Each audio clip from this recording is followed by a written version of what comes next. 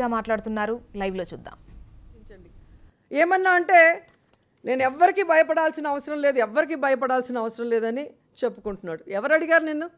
ఈరోజు నువ్వు చెప్పేది చూస్తుంటే ఇప్పుడు 16,000 కోట్లు ఇవ్వాలి అని మీరు పెట్టి అది ఇవ్వలేదు కాబట్టి ఇవ్వాల్సి ఉంటుందని గట్టిగా కేంద్రాన్ని అడగలేకపోతున్నారు అంటే భయపడి అడగలేకపోతున్నారా?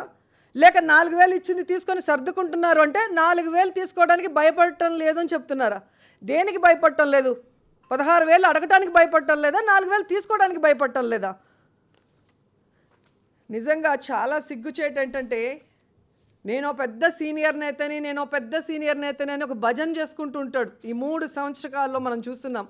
ఒక ముఖ్యమంత్రికి సీనియారిటీ కాదు, సిన్సియారిటీ ముఖ్యం అనేది చంద్రబాబు నాయుడు గారు ముందుగా తెలుసుకోవాలి. ఎందుకంటే ఎన్టీఆర్ గారు కూడా పార్టీని పెట్టిన సీనియర్ నాయకుడు, ముఖ్యమంత్రిగా ఉన్నవారు. మరి సీనియారిటీ ఉన్న ఆ నాయకుడు ఎందుకు పొడిచి దించేసావని నేను అడుగుతున్నాను చంద్రబాబు నాయుడిని. నిజంగా సీనియారిటీ ప్రకారమే మీరు తీసుకోవాలి అంటే మీ పార్టీలో, మీ శాసన మండలిలో యనమల గారు ఉన్నారు, అలాగే అశోక్ గజపతిరాజు గారు ఉన్నారు, మీకన్నా సీనియర్లు ఆ పార్టీలో.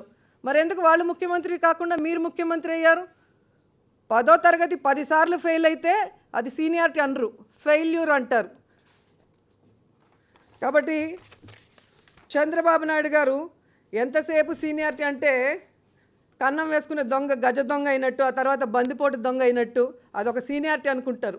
అలా కన్నం దొంగ గజ దొంగ బందిపోటు అయితే ఎంత నష్టమో ఈరోజు చంద్రబాబు నాయుడు లాంటి అవినీతిపరుడు అవినీతిలో సీనియారిటీ తీసుకొని ఈ రాష్ట్రాన్ని సర్వనాశనం చేయటం కూడా అంతే నష్టం జరుగుతుందనేది కూడా అందరూ తెలుసుకోవాల్సిన అవసరం ఉంది. అండ్ ఆయనకి నరేంద్ర మోడీ మీద ఎప్పటి నుంచో కసి ఉందనుకుంటాను. ఆయన ఎక్స్పెక్ట్ చేస్తున్నాడు ఈయన ప్రధానమంత్రి అవుతాడని. అందుకే అప్పుడు గుజరాత్లో ముఖ్యమంత్రిగా ఉన్నప్పుడు నా రాష్ట్రానికి వస్తే ఆయన ఉరితీస్తానన్నాడు. మళ్ళీ విధిలేని పరిస్థితిలో ఆయన కాళ్ళు పట్టుకున్నాడు. ఈరోజు దేశంలోనే అందరికన్నా సీనియర్ నేతను నేను అంటే నరేంద్ర మోడీ కన్నా నేను సీనియర్ని అని ఆయన కించపరచాలన్న ఆలోచన ఆయనకు ఉన్నట్టుంది.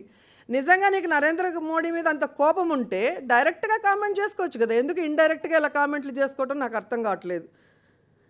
ఈరోజు చంద్రబాబు నాయుడు గారు తన ఓటు నోటు కేసు కోసం, దాంట్లో తప్పించుకోవడం కోసం ఇలాగే లేని గ్రోత్ రేట్లు చూపిస్తూ కేంద్రాన్ని తప్పుదారిన పట్టిస్తూ ఈ రాష్ట్రానికి రావాల్సిన ప్రత్యేక హోదాని మాత్రం రానికుండా చేస్తూ ఈ రాష్ట్ర విద్యార్థుల ప్రజల భవిష్యత్తుని ప్రశ్నార్థకం చేయాలి అనుకుంటే మాత్రం వైఎస్ఆర్ కాంగ్రెస్ పార్టీ నాయకుడైన జగన్మోహన్ రెడ్డి గారు కానీ ఆయన వెనుకున్న మేమెవ్వరం కూడా వదిలిపెట్టే పరిస్థితి లేదు.